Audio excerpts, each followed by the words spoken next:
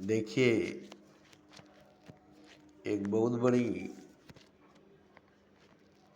सच्चाई, एक बहुत बड़ी हकीकत जो रंगों से जुड़ी हुई है।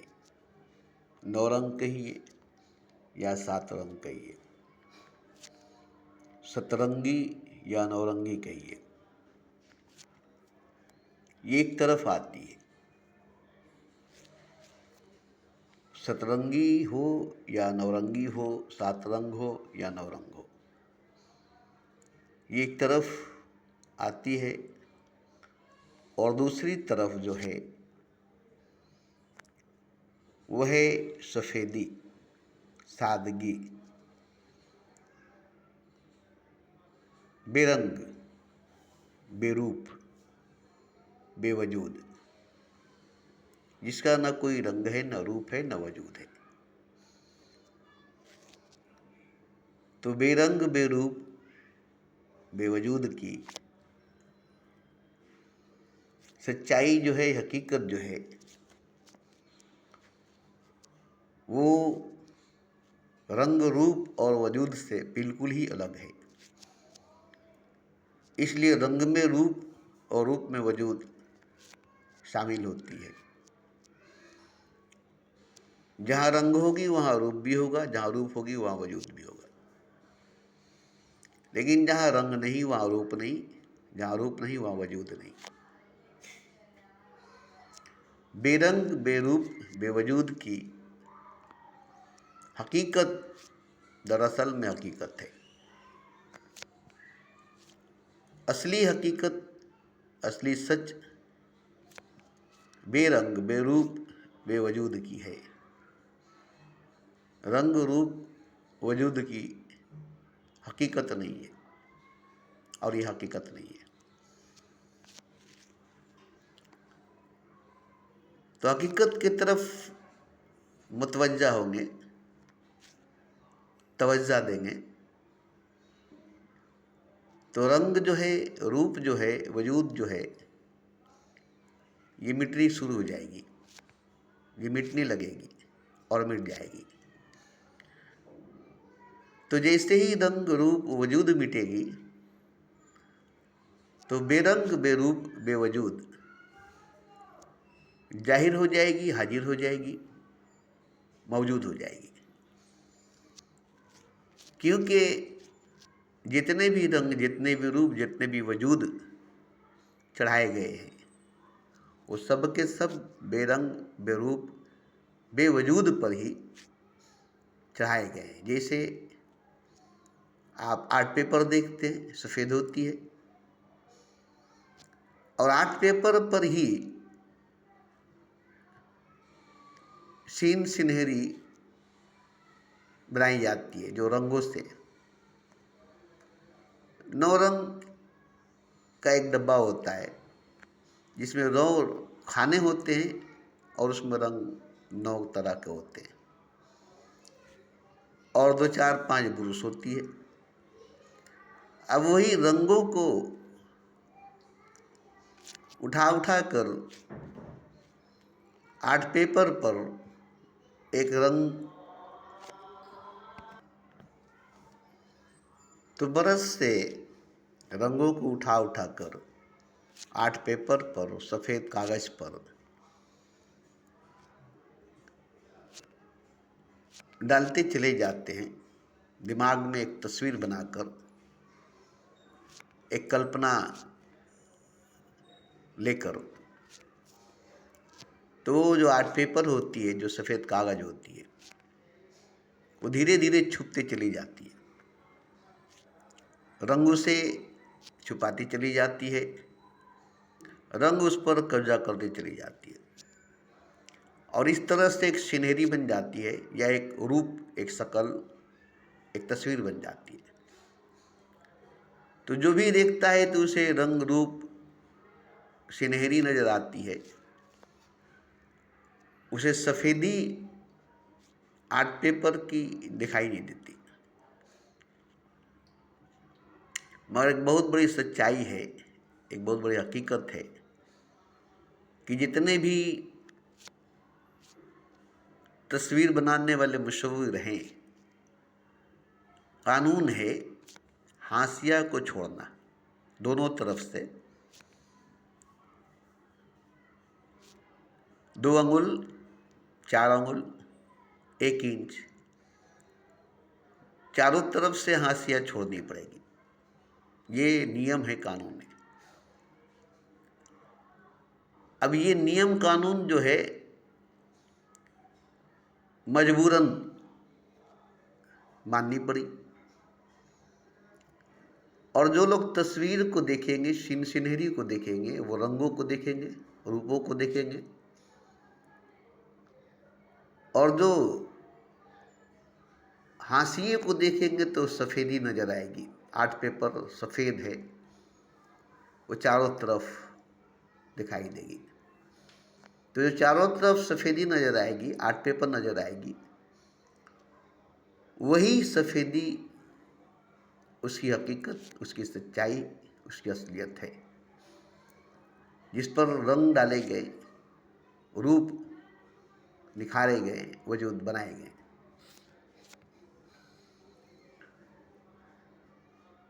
तो चारों तरफ जो हाशिया है 1 इंच की, 1.5 इंच की, वो बताती है कि पूरी की पूरी पेपर सफ़ेद है, सादा है। वो चारों तरफ से ऐलान करती है कि ये पूरा का पूरा पेपर सफ़ेद है, सादा है। इसको रंगों से भरा गया है, इसको रूप दिया गया है, इसको वजूद बनाया गया, तस्वीर बनाएगी, सिनहरी बनाया गया है। किसी तरह से अगर सारे रंगों को उतार दिया जाए तो वही सफ़ेदी नज़र आएगी, वही सफ़ेदी दिखाई देगी, वही सफ़ेदी सामने आ जाएगी। तो सच्चाई जो है, हकीकत जो है, वो यही है, सफ़ेदी, बेरंग, बेरूप, बेवजूद की, जिसमें ना कोई रंग है, ना रूप है, ना वजूद है। उसी को निराकार कहा जाता है, लावजूद कही जाती है। उसी को खुदा, ईश्वर, भगवान कहा जाता है।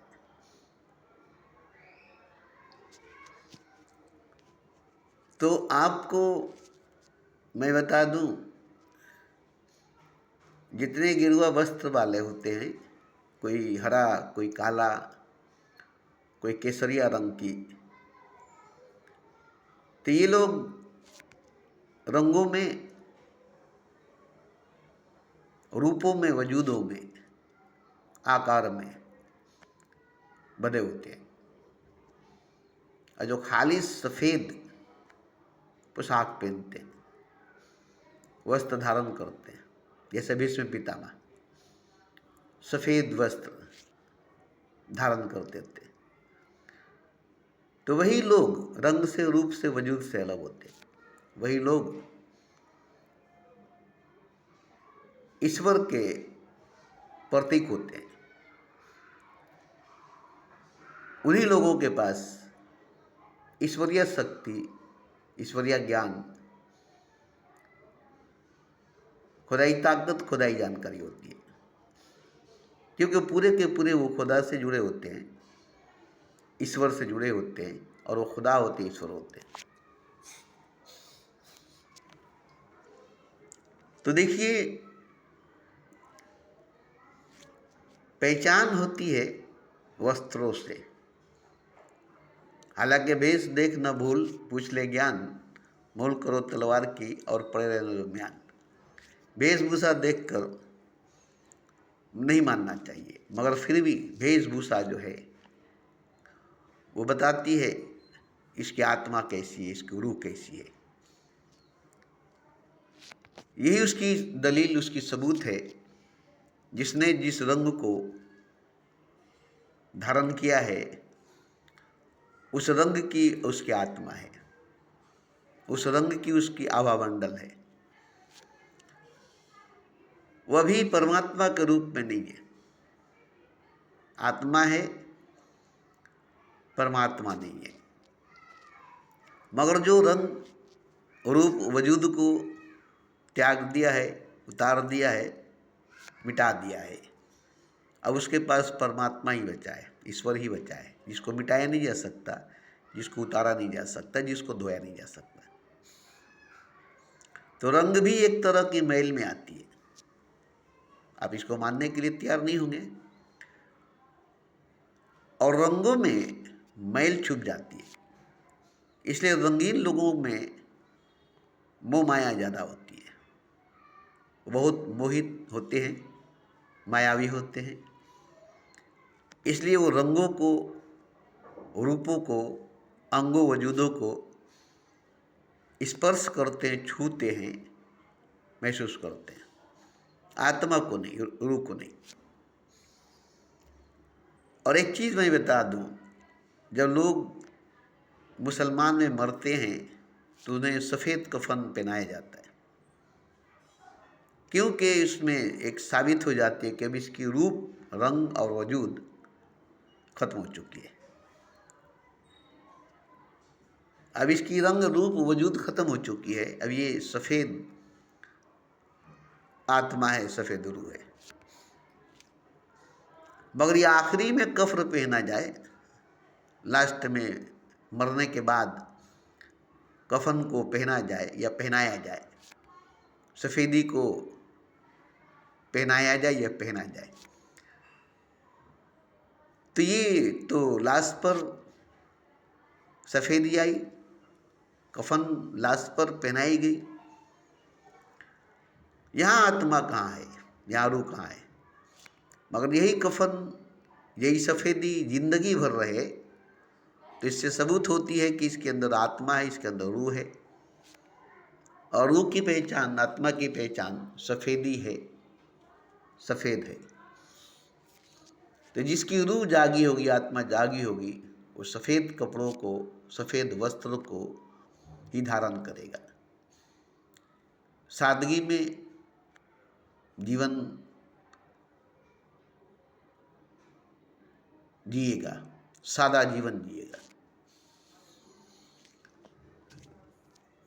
तो जो सादा जीवन जिएगा, सफ़ेद वस्त्र धारण करेगा, सफ़ेद कपड़ा, सफ़ेद लिबास पहनेगा, वो रूह से, आत्मा से जीता है, और रूहानी जिंदगी, आध्यात्मिक जीवन जीता है।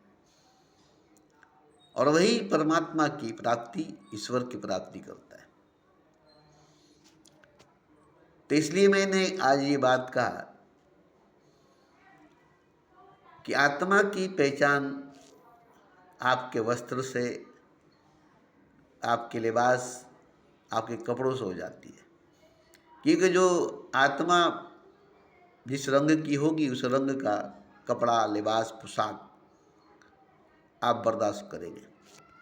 जैसे आपको मैं बता दूं, गाय गोश्त हिंदुओं में हराम है और सूअर का गोश्त मुसलमान में हराम है, जबकि दोनों गोश्त गोश्त ही है। मांस मांस एक ही मांस, जस बकरी तस गाय, नार नार एक ही नार, जस मेरी तस माई।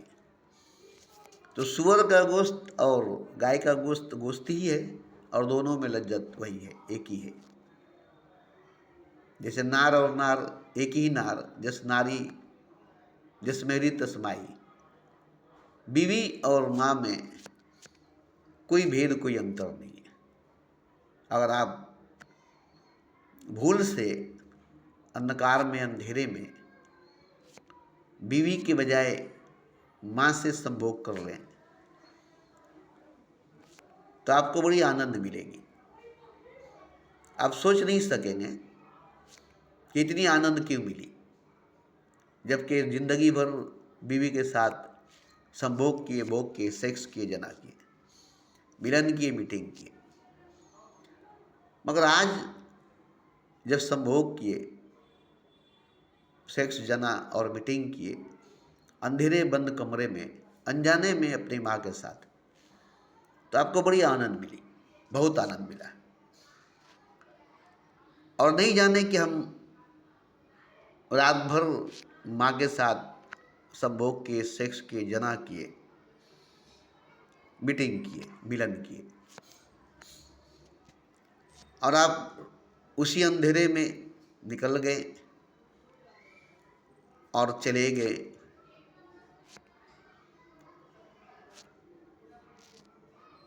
और दूसरी रात फिर अपनी पत्नी से, अपनी बीवी से मीटिंग किए, मिलन किए, तो वो स्वाद, वो लज्जत, वो मज़ा, वो आनंद नहीं मिली। तब आपने कहा कि कल जो रात हम तुमसे मिलन किए, मीटिंग किए, सेक्स किए, जना किए, बड़ी आनंद मिली, इसमें बड़ी आनंद मिली, बड़ी आनंद मिला। उतनी आनंद तो आज तक नहीं मिली और आज भी नहीं मिली। आज भी हम तुमसे मीटिंग किए, मिलन किए, सेक्स किए, जना किए, मगर कल की जो आनंद मिली, कल जो आनंद मिली, वो आनंद न पहले मिली थी न अभी मिली है। तो क्या कल की आनंद आज नहीं मिलेगी? कल भी तो तुमसे मिलन हुई थी, मीटिंग हुई थी, सेक्स जना हुई थी। तब पत्नी ने कहा कि कल कल कहाँ आप मुझसे मिले थे? कल तो मैं था ही नहीं इस रूम में, इस कमरे में। तो कल मुझसे कहाँ से मीटिंग हुई, कहाँ से मिलन हुआ, कहाँ से सेक्स, कहाँ से जना हुई? क्योंकि कल मैं इस घर में, इस रूम में था ही नहीं। तो बोले कैसे? तो बोले कल हम माँ के रूम में अचानक जाकर सो गए। अब रात भर तो हम माँ के रूम में सोए थे। तो पता चला कि जब माँ के रूम में हम सोए थे तो माँ हो सकती है कि हमारे रूम में आकर सोई है, क्योंकि देखिए कि अब तो ये हमारे रूम में सो गई है, तो चलो हम इसके रूम में सो जाए, फिर नींद टूटेगी तो हम अपने रूम में चले जाएंगे, वो भी अपने रूम में चली जाएगी। मगर नींद टूटी नहीं और हम रात भर सोए रहे और माँ भी आपके रूम में रात भर सोई रही। और आप जो संभोग किए, सेक्स किए, जना किए, मीटिंग किए, मिलन किए, वो अपने माँ के साथ किए। अब ये सुनकर बहुत बुरा लगा। अजीब बात है, मैं अपनी माँ के साथ संभोग किया, भोग किया, मीटिंग किया, मिलन किया, सेक्स किया, जना किया, ये तो बहुत बुरा हुआ। मगर आनंद बहुत मिली, आनंद बहुत मिला। और माँ को भी एक सपने सा दिखाई दिया, जैसे वो सपना देख रही कि मैं अपने बेटे के साथ संभोग कर रहा हूँ, सेक्स कर रहा हूँ, जना कर रहा हूँ। इतनी गहरी नींद में, इतनी गहरी नींद में वो सो गई थी और उसी में बेटा उसके साथ संभोग किया, भोग किया, मीटिंग किया, मिलन किया, जना किया। तो वो सपने में देख रही है, उसे सपना में दिखाई दे रहा है कि हम अपने बेटे के साथ मीटिंग कर रहे हैं, मिलन कर रहे हैं, सेक्स कर रहे हैं, जना कर रहे हैं, और बड़ी आनंद हो रही है, बड़ी आनंद हो रही है। तो वो तो किसी से नहीं कही, मगर बेटा को कहना पड़ा अपनी बीवी से। तो आखिर ये बात क्या है कि माँ के साथ संभोग करने से, भोग करने से, जना और मीटिंग करने से आनंद बड़ी मिली। क्यों? आप इसको बुरा कहेंगे, समाज इसको बुरा कहेगा, आप इसको बुरा कहेंगे, समाज इसको बुरा कहेगा, मगर सच्चाई ये है, हकीकत ये है कि माँ और बेटे का संबंध शारीरिक नहीं होती, भौतिक नहीं होता, जिस्मानी नहीं होती, बॉडी की नहीं होती, स्पिरिचुअल होता है, रूहानी होती है। बचपन से ही, जन्म से ही माँ अपने गर्भ में बच्चे को अपना खून, अपना मांस, अपना हड्डी देकर उसे एक वजूद देती है, और जब उसे सीने से अपना दूध पिलाती है तब उसे एक बड़ा आनंद मिलती है, बहुत आनंद मिलता है। तो उस वक्त एक तरह की, जब बच्चा माँ के सीने को पकड़कर दूध पीता है, आंख बंद करके माँ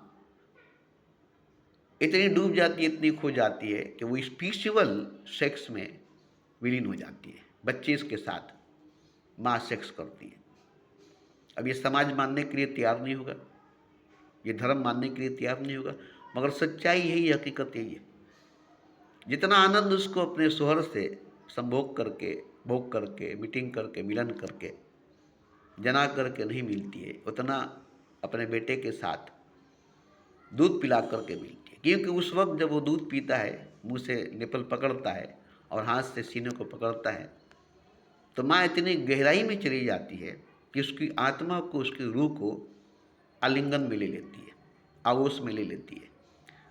और वहाँ दो रूहों की, दो आत्माओं की मिलन होती है। स्पिरिचुअल सेक्स बचपन में ही माँ और बेटे के साथ होती है।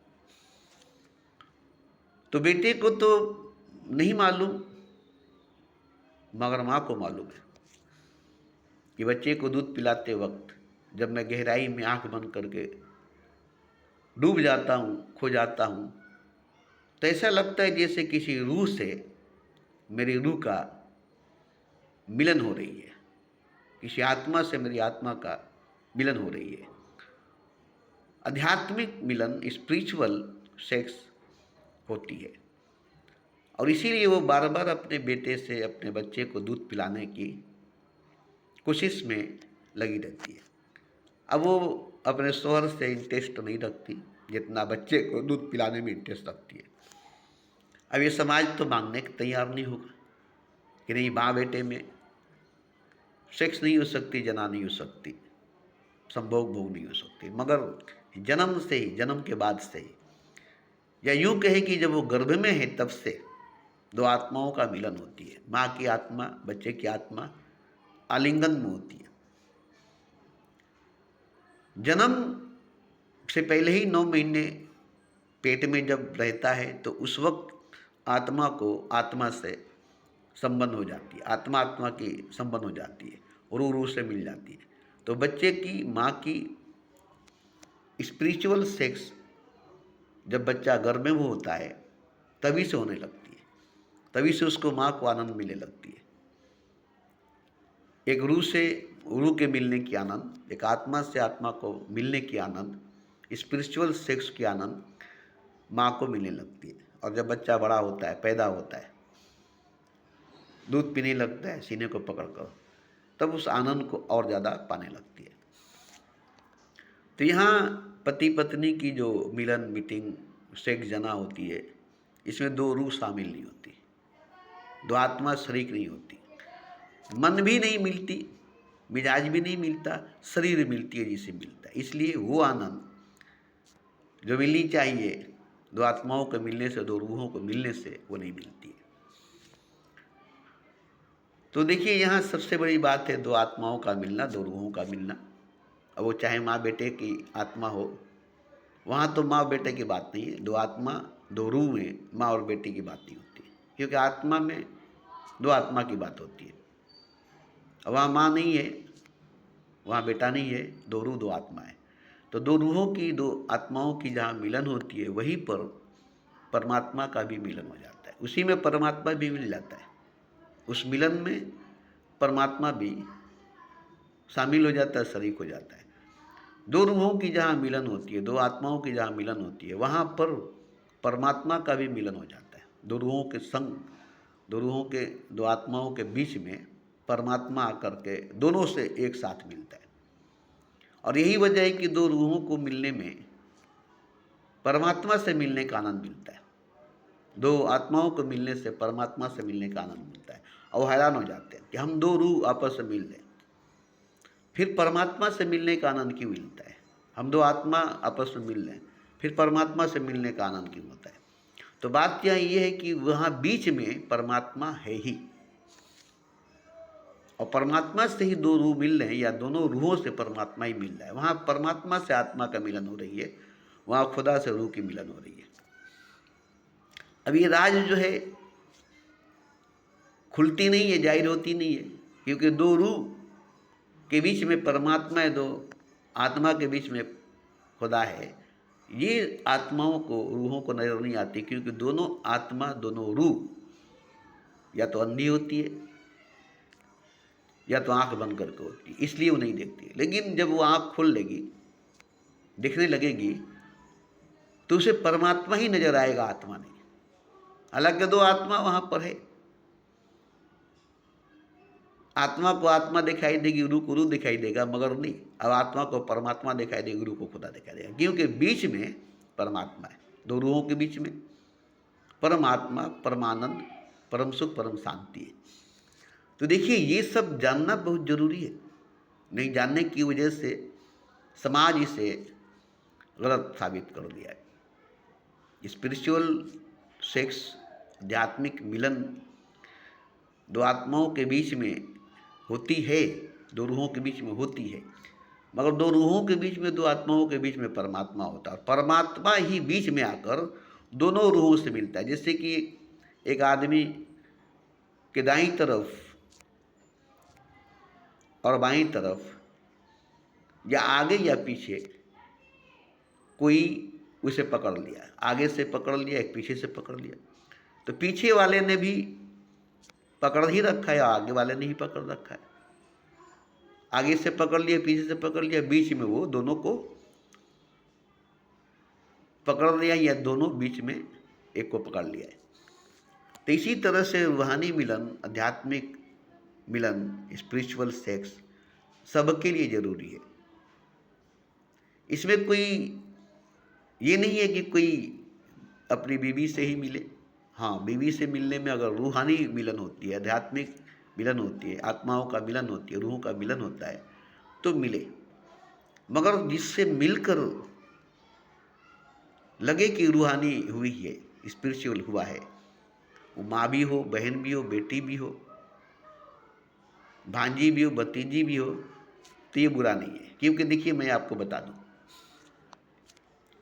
जो मूलाधार चक्र है ये सेक्स के लिए, जना के लिए, काम वासना के लिए जागती है, और ये पशु बनाती है, जानवर बनाती है इंसान को, मनुष्य को, और नीचे गिराती है। मगर इसी में कोई प्रेमी होता है जिसकी आंख प्रेम से भरी है, जिसकी हृदय प्रेम से भरा हुआ है, जो प्रेम ही करना जानता है, तो वो जब मिलता है तो यही मूलाधार चक्र, सेक्सुअल पावर, काम शक्ति, काम वासना की शक्ति हृदय चक्र में उछल कर, छलांग लगा कर आ जाती है। अब वहाँ आकर के दो हृदय मिलते हैं, दो दिल मिलते हैं, और वहाँ मोहब्बत होती है, प्रेम होता है। और जब दो दिल मिलते हैं, दो हृदय मिलते हैं, तो और जरा से ऊपर उठते हैं तो आत्मा मिलने लगती है, रूह मिलने लगता है। और ऊपर उठने से दो आत्माओं, दो रूहों की मिलन होती है, और इसी में परमात्मा का भी मिलन हो जाता है, खुदा का भी मिलन हो जाती है। तो इसलिए जरूरी है दो आत्माओं का मिलना, दो रूहों का मिलना, चाहे वो माँ से मिलकर मिले, बीवी से मिलकर मिले, बहन से मिलकर मिले, भाभी से मिलकर मिले, भौजाई से मिलकर मिले, मगर आत्मा से मिलन हो, रूहानी मिलन हो, तब तो आप सही है, तब तो आप सही है। मगर बीवी से ही मिलकर आत्मा से मिलन नहीं हुई, रूह से मिलन नहीं हुआ, दिल से मिलन नहीं हुई, हृदय से मिलन नहीं हुआ, मिजाज ही नहीं मिली, जहन ही नहीं मिला, खाली शरीर मिली, जिस्म मिला, तो ये लाशों का मिलना हुआ, ये शवों का मिलना हुआ, ये हाड़ मांस का मिलना हुआ, ये जानवर पशु का मिलना हुआ। ये मनुष्य का मिलना नहीं हुआ, इंसान का मिलना नहीं हुआ। इसलिए जब इंसान मिले, मनुष्य मिले, तो उसकी मिजाज भी मिले, दिल भी मिले, रूह भी मिले, शरीर ही नहीं मिले। शरीर के साथ साथ मिजाज भी मिल जाए उसी वक्त, दिल भी मिल जाए उसी वक्त, रूह भी मिल जाए इसी वक्त। मतलब शरीर, मन, बुद्धि, आत्मा एक साथ होकर मिले, एक होकर मिले, तो परमात्मा मिलेगा, मिलेगा, मिलेगा। क्योंकि जहाँ शरीर, मन, बुद्धि और आत्मा एक होकर मिलती है, तो वहाँ पर परमात्मा मिल ही जाता है, खोजनी नहीं पड़ती है। वहाँ पर खुदा मिल ही जाता है, खोजना नहीं पड़ता। जहाँ पर जिस्म, दिल, दिमाग और रूह एक साथ एक होकर मिलन करता है, मीटिंग करता है, सेक्स जना करता है, तो वहाँ पर खुदा ही मिलता है, खुदा से ही मिलना होता है। इसलिए खुदा से मिलने का एहसास होता है, और जब आँख खुलती है तो देखता है कि खुदा है, और हमारा मिलन खुदा से हुआ है, हमारा मिराज खुदा से हुआ है। तो ये जानना बहुत ज़रूरी है। और इसलिए मैं बोलता हूँ, मुझे बोलने की ज़रूरत पड़ जाती है इसलिए कि ये जानना बहुत ज़रूरी है कि मिलन होनी चाहिए, मीटिंग होनी चाहिए, सेक्स होनी चाहिए, जना होनी चाहिए, मगर काम वासना नहीं होनी चाहिए। काम वासना नहीं होनी चाहिए, प्रेम होनी चाहिए, मोहब्बत होनी चाहिए, इश्क होनी चाहिए। और जब प्रेम में लीन होकर, मोहब्बत में डूब कर, इश्क में खोकर मिलना होता है तो पूरा जिस्म, पूरा दिमाग, पूरी दिल, पूरी रूह पिघल कर एक सांचे में ढल कर मिलती है और उसी में खुदा मिलता है और वो खुदा से मिलता है। खुदा जब देखता है कि जिस्म के साथ साथ दिमाग भी पिघल गई, दिल भी पिघल गई, रूह भी पिघल गई और एक ही सांचे में ढल गई, तो ये सारे मिलकर पिघल कर एक ही सांचे में ढल कर, वो सांचा कौन है? वो खुदा है। खुदा में ही जिस्म, दिमाग, दिल, रूह सब पिघल कर खुदा के सांचे में ढल जाती है। जैसे आग में आप लोहा डाले, लकड़ी डाले, कोयला डाले, कपड़ा डाले, कागज डाले और रुपया डाले, सब एक रूप में जलकर राख का रूप ले लेती है, आग का रूप ले लेती है। ऐसे ही जिस्म, दिल, दिमाग और रूह सब एक साथ मिलकर पिघलकर खुदा के सांचे में डल जाती है। अब वहाँ न जिस्म है, न दिल है, न दिमाग है, न रूह है, बस वहाँ पर खुदा है। जिससे तमाम नदियाँ अपनी अपनी रास्ते से दौड़ती हुई, भागती हुई सागर में आकर मिल जाती है, तो वहाँ कोई नदी नहीं कहलाती, सब सागर बन जाती है। जितनी नदी बहकर गंगा से मिलकर सागर में मिल जाती है, अब वो नदी सागर में मिलकर नदी नहीं रह जाती, सागर हो जाती। इसी तरह से बुद्धि, शरीर, मन, आत्मा, ये चारों मिलकर परमात्मा में डल जाती है, परमात्मा में बदल जाती है और वो परमात्मा हो जाती है। तो इसलिए मैं सबसे यही निवेदन करूँगा, सबसे यही अपील करूँगा कि मिलन हो, मीटिंग हो, सेक्स हो, जना हो, तो उस वक्त सच्चाई, गहराई हो कि सब एक साथ पिघल जाए, एक ही सांचे में ढल जाए। बस ये कि हम खुदा से मिल रहे हैं और खुदा से मिलने के लिए हमको पूरा का पूरा एक हो जाना पड़ेगा, मन से, बुद्धि से, शरीर से, आत्मा से, दिल से, दिमाग से, रूह से मिलकर एक होकर। क्योंकि जब तक जिस्म, दिमाग, दिल और रूह एक होकर नहीं मिलेगी, एक नहीं होकर मिलेगी, एक नहीं हो जाएगी, तब तक उस एक खुदा से नहीं मिल सकते, उस एक खुदा को नहीं पा सकते। अब दिल कहीं है, दिमाग कहीं है, जिस्म कहीं है, रूह कहीं है, तो बिखर कर मिलना नहीं होता। इसीलिए जैसे पांचों उंगली को फैला दें और आपको कुछ दिया जाए तो आप नहीं पकड़ सकेंगे, नहीं पा सकेंगे, मगर मुट्ठी बांध ले तो बंद मुट्ठी तो लाख की, खुल गई तो खाक थी। इसी तरह से बंद मुट्ठी की तरह आप बंद मुट्ठी करते हैं तो शक्ति पैदा हो जाती है, फाइटिंग करते हैं, गुस्सा मारते हैं, मुट्ठी बांध कर तो कितनी शक्ति आ जाती है, मगर उंगली खोल लेंगे तो उतना शक्ति, उतना पावर, उतना ऊर्जा नहीं आएगा। तो किसी चीज़ को पकड़ने के लिए मुट्ठी बांधनी पड़ती है, मुट्ठी खोल कर किसी चीज़ को नहीं पकड़ सकते। इसी तरह से मन, बुद्धि, शरीर, आत्मा और परमात्मा एक हो जाता है, तो यही सच्चाई, यही हकीकत है। क्योंकि मन, बुद्धि, शरीर, आत्मा और परमात्मा अलग अलग नहीं है, दिल, दिमाग, रूह और खुदा जुदा जुदा नहीं है। ये जो अलग अलग 5 हिस्सों में तकसीम कर दिया गया है, बांट दिया गया है, इसीलिए तो बिखर गया है। तो इसी को इकट्ठा करने के लिए ध्यान और प्रेम बताया गया। ध्यान क्या है? सबको एकाग्रता में लाएगा, एक कर देगा, मन को, बुद्धि को, शरीर को, आत्मा को, इंद्री को, परमात्मा को जोड़ देगा, एक कर देगा, समाधि में, परम समाधि में ले जाएगा। और परम समाधि में जाकर एक परमात्मा के रूप में बुद्ध, कबीर, नानक, मोहम्मद के रूप में आ जाता है।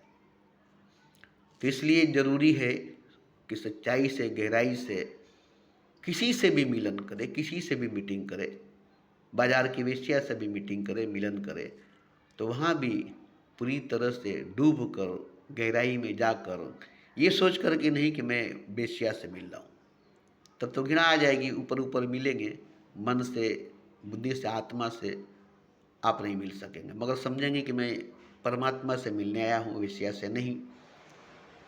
तो आँख बंद करके आप वेश्या से मिलेंगे, मगर वहाँ आपको परमात्मा मिलेगा, वेश्या नहीं मिलेगी। ऐसे ही आँख बंद करके आप अपने माँ से, बहन से, बेटी से, बीवी से या किसी से भी मिलेंगे, तो वहाँ आप परमात्मा से ही मिलेंगे, वहाँ आप परमात्मा से ही मिलेंगे, क्योंकि आप सच्चाई से, ईमानदारी से, गहराई से, मोहब्बत से, प्रेम से, इश्क से डूब कर, खो कर, मिट कर, फना होकर मिल रहे। इसलिए तो मेरी बात को अगर आप बुरा मान लेंगे तो आपकी जहन में सुकून नहीं मिलेगी, दिल में, रूह में इत्मीनान नहीं मिलेगा, बहुत परेशान हो जाएंगे। इस बात को अगर बुरा समझ लेंगे, लेकिन इसको अगर अच्छा समझ लेंगे तो बड़ी सुकून, इत्मीनान मिलेगी, बड़ी आराम मिलेगी, क्योंकि इससे बड़ा ज्ञान अभी तक, आज तक किसी ने नहीं दिया है और किसी को नहीं हुआ है। मुझे हुआ है, मैंने इसलिए इसको शेयर किया है। अब इसको कोई बुरा समझ लेगा, कोई बुरा कह देगा, तो वो गुनहगार होगा, पापी होगा, वो नेगेटिव सोच वाला होगा। मगर जो इसे सही समझ लेगा तो वो गुनहगार नहीं होगा, पापी नहीं होगा, नेगेटिव नहीं होगा, पॉजिटिव होगा। तो वो भी ऐसे ही सोचेगा कि जब भी किसी से मिलेंगे तो हम आँख बंद करके परमात्मा से ही मिल रहे हैं, ये सोच कर मिलेंगे। और अगर ये आपसे होने लगेगी तो कुछ दिनों के बाद अब आप आँख खोल करके भी मिलेंगे तो सामने वाला जो भी है, मगर आप इतने डूब कर, इतने खो कर मिलेंगे कि आप परमात्मा से ही मिलेंगे, खुदा से ही मिलेंगे, सामने वाले से नहीं मिलेंगे। क्योंकि हर पदार्थ में, हर चीज़ में परमात्मा ही है, परमात्मा ही है, खुदा ही है। हर जर्रे में, हर जर्रा चमकता है अनवार इलाही से, हर सांस ये कहती है कि हमें तो खुदा भी है। तो हर जर्रे में, हर कंकड़ में शंकर ही है, नूर ही है, खुदा ही है। अब आप अगर गहराई में डूब कर देखेंगे, जैसे एक साइंटिस्ट ने एक बीज को देखा तो उसे एक पूरी जंगल नजर आई, हैरान हो गया कि ये क्या हुआ, मैं बीज को देख रहा हूँ और मुझे जंगल दिखाई दे रही है। तो बार बार जब भी वो दूरबीन से देखता था बीज को तो जंगल नजर आती थी, और आँख से देखता था तो बीज नजर आती थी। तो उसने बड़ा रिसर्च किया तो मालूम हुआ कि जो जंगल बनी है वो बीज से ही बनी है। फिर उसने जर्रे को भी रिसर्च किया तो पता चला कि जो ब्रह्मांड बनी है ये जर्रे से ही बनी है। मतलब हर जर्रे में ब्रह्मांड है, हर बीज में जंगल है। ऐसे ही हर पदार्थ में परमात्मा है, हर चीज़ में खुदा है। अब आप चीज़ को देखेंगे तो परमात्मा को नहीं देखेंगे, पदार्थ को देखेंगे तो खुदा को नहीं देखेंगे। मगर पदार्थ में डूब कर, खो कर, मिट कर, फना होकर देखेंगे तो खुदा को देखेंगे। चीज़ों में खोकर, डूब कर, मिट कर, फना होकर देखेंगे तो परमात्मा को देखेंगे। क्योंकि पदार्थ है ही नहीं, परमात्मा है, चीज़ है ही नहीं, खुदा है। चारों तरफ एक खुदा ही है। जैसे आप तस्वीर में देखें, सीन सीनरी को देखें, मगर तस्वीर जो है, सीन सीनरी जो है वो हवा में तो नहीं है, वो कागज़ पर, आर्ट पेपर पर है। तो वहाँ आर्ट पेपर है, वहाँ कागज़ है। तब अगर डीप में जाएंगे तो रंग से पार हो जाएंगे, रूप से पार हो जाएंगे, तो आर्ट पेपर ही को पाएंगे, सफ़ेदी को ही पाएंगे। तो इसी तरह से देखिए, एक बार भी परमात्मा को छू लिए, एक बार भी खुदा को छू लिए तो सारे पर्दे फट गए, सारे पर्दे उतर गए, सारे दीवार गिर गई। अब आपको परमात्मा ही परमात्मा चारों तरफ दिखाई देगा, खुदा ही खुदा चारों तरफ दिखाई देगा। तो उस वक्त आपकी हालत एक पागल की तरह, एक दीवानी की तरह होगी, क्योंकि आपकी कवल खिल गई, क्राउन चक्र खुल गई, सास चक्र खुल गई। अब वहाँ एक पागल की तरह आपकी हालत हो जाएगी, दीवाने की तरह हालत हो जाएगी, लोग आपको पागल और दीवाना कहेंगे। और कोई अगर समझ जाएगा तो आपकी पूजा करेगा और आपको भगवान और आपको खुदा कहेगा।